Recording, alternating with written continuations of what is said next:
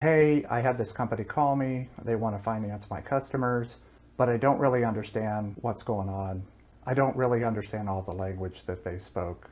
And after delving a little deeper, I found out that they really want my client to do the financing and they want to purchase notes from them.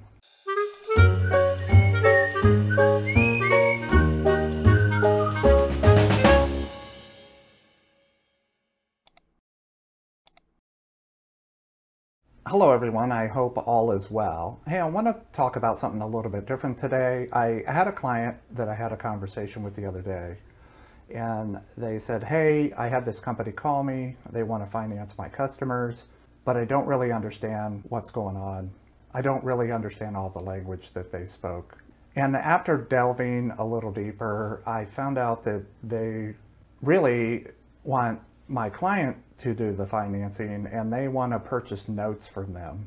So for my client, that wasn't necessarily a perfect fit for their business model, but I felt like I needed to make a video and talk about these different purchasing programs, not only so you can understand what the benefits are, but also what can go wrong and make sure that you can protect your business, because it wouldn't take much for your business to end up in a negative cash flow position when it comes to your accounts receivable. So I put together this slide deck. Let me go over this stuff, and then I'll come back after the slide video to kind of round this thing up or wrap this thing up.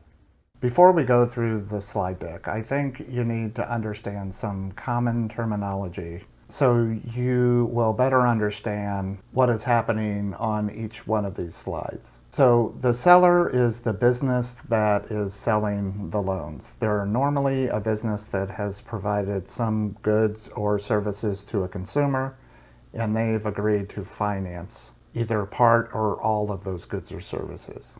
The buyer is someone who is considering buying these loans or notes from the seller. And that could be an individual investor, a company, or a group of investors. The purchase price is normally the percentage of principal that is funded to the seller.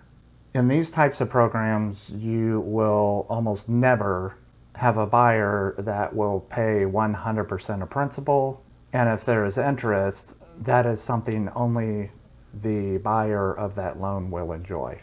Recourse is a period of time or a condition that has to be met before ownership is transferred fully to the buyer. The reserve is a percentage of the buyer's margin that is set aside to be funded to the seller after successful completion of the program. Repurchase, repo, that's what happens when a loan fails and is subject to recourse, and the seller is asked to buy back or replace the loan. Now we're going to talk about a boilerplate template and 3 common features that you see in these different types of purchasing programs. So we'll talk about purchase price, we'll talk about recourse, and we'll talk about reserves. First thing we want to talk about is the purchase price.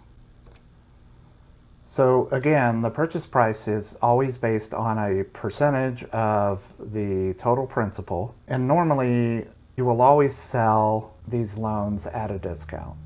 Now the buyer may agree to pay 50% of principal, 60% of principal, 70% of principal, and depending on what they're looking to buy, it may be a combination of those.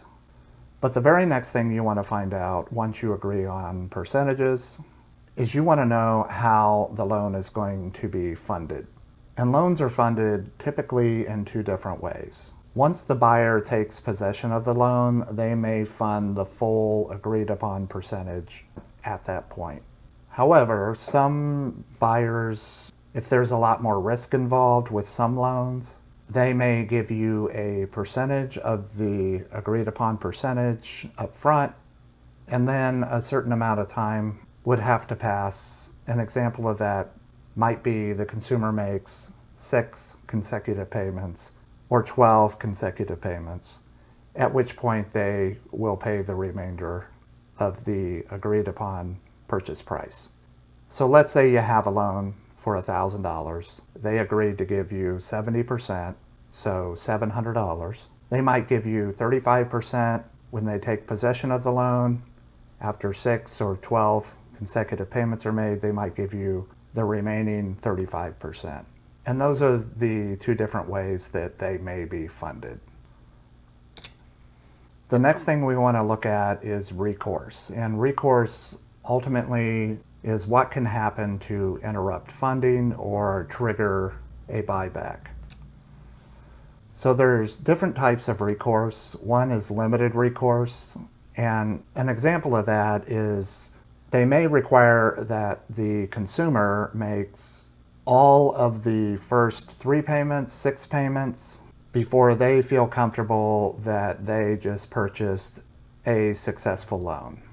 So if the consumer misses any payments within the first 3 months, 6 months, whatever you decide on, then the buyer can initiate an account repurchase or repo, meaning the seller would have to buy that loan back, or in some cases, the buyer may accept a new loan to replace that loan. So if someone is saying limited recourse, it's usually a number of payments or a period of time. Now, there are some companies out there that will purchase loans with full recourse. And full recourse is basically at any time during the life of the loan, if the consumer were to ever stop paying, at the buyer's discretion, they can initiate a repurchase or a repo.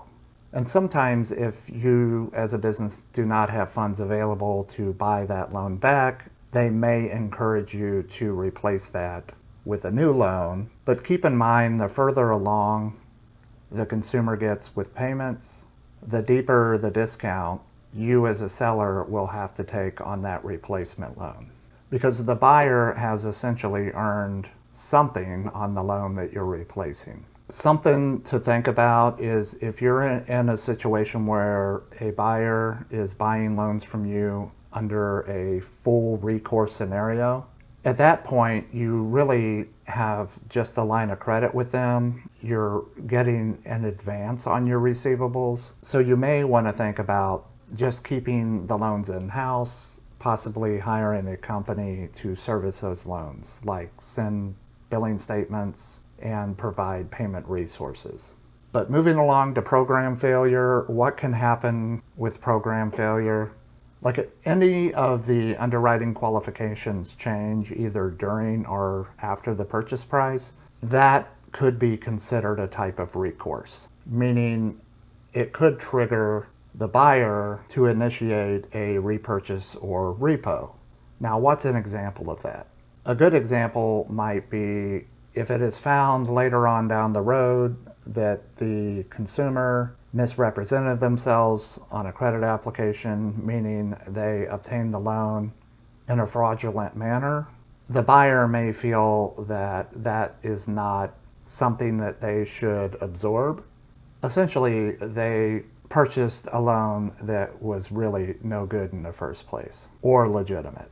Also, there's a whole handful of other things that can happen if your relationship with that investor or company were to end. Then the remaining loans that they have, you just have to keep in mind that those are still or may still be under a recourse provision. You can get pretty creative with what program failure is. Like an example, in the education industry, there are investors that will go out and buy private education loans. And part of the reason why they purchase those is contingent on a student getting a credential, like a certificate or a degree, and going to work in the industry in which they trained in, at which point of the 3 C's they've gained the capacity to pay back that loan. However, if they never show up in the industry, they haven't gained that capacity. And that's an example of when a buyer might initiate a repurchase or repo. Air quotes, program failure. Now, the third on the surface sounds like a buyer signaling that they are more generous than most buyers. So let's talk about a reserve and find out really what that means. Like anything, you want to understand all the moving parts of all these different features. A reserve is no exception to that rule. So most reserves are set up on a pool. So they look at the portfolio as a whole. They take a percentage of their margin from each account. They put it into a reserve account. And if the program goes off without a hitch, then you as the seller may be entitled to an additional percentage on top of your selling price. So to make that simple, if you have a $1,000 loan, they agreed to buy it for 70%, which is $700, but they said they would put, of the 30% margin, they would put 10% in a reserve. Then you have the potential, if everything pays off and there are no problems, you have the potential of earning an additional 10% at the end of the day. I can tell you it rarely ever happens. I've been on both sides of the fence there. I have sold loans and have never received a reserve check, and the following reasons are why it's unlikely that I ever should have. So let's look at what can deplete a reserve. Of course, if loans default and there is unearned margin, the buyer did not experience unrealized earnings, then the first place they're going to look after a repo or repurchase is to pull some percentage out of the reserve to cover some of that loss. Another way that can deplete the reserve, of course, buyers, they expect not to only earn that margin, but also any annual interest rate that is being charged on the accounts. So if a consumer comes into some money and there's an early payoff, they're going to save interest. So of course, they're going to use the reserve to recoup that unearned interest. Okay, so I know there's a lot to take in there. There's a lot of nuance to these things when you put together these purchasing type programs.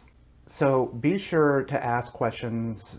Make sure you read the contract. There are a lot of honest companies out there that do this sort of thing, a lot of honest investors, but there's also a lot that will repeatedly steer the conversation away from what will go wrong or can go wrong. So just make sure that you fully understand every aspect of these purchasing type programs so your business doesn't end up in a situation where you're upside down on your receivables, or your receivables are being held hostage because some part of the program failed. If you would like a copy of the slide deck, then send me an email. My contact information is in the description of this video. If you're on LinkedIn watching this, you can try to send me a direct message. Otherwise, you'll have to go on YouTube, look for my email in the description of the video. But send me an email and ask for the slide deck. If you want to have a conversation about it, then give me a call or send me an email and we can have a discussion, and hopefully you'll be in a better place than where I found you. But as always, take care, be well, don't take any unnecessary risk, and I hope to talk with a lot of you soon.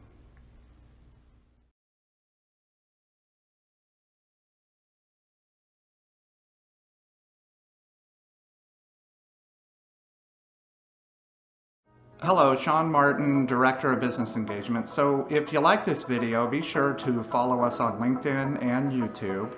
But don't forget to visit our website, check out the services we have to offer. Essentially, Partners Financial Services is a full-service accounts receivable management firm. So we specialize in billing, loan servicing, and debt collections. Some of the industries that we serve are the education industry, everything from a proprietary school all the way up to a college, university, higher educational level. Also banking, financial institutions, credit unions, and then a handful of miscellaneous industries that we do some debt collections for. So yeah, give us a call, send us an email, let us know what you have in mind, and we can see if our services can line up with your objectives and help you get in a better place than you are today.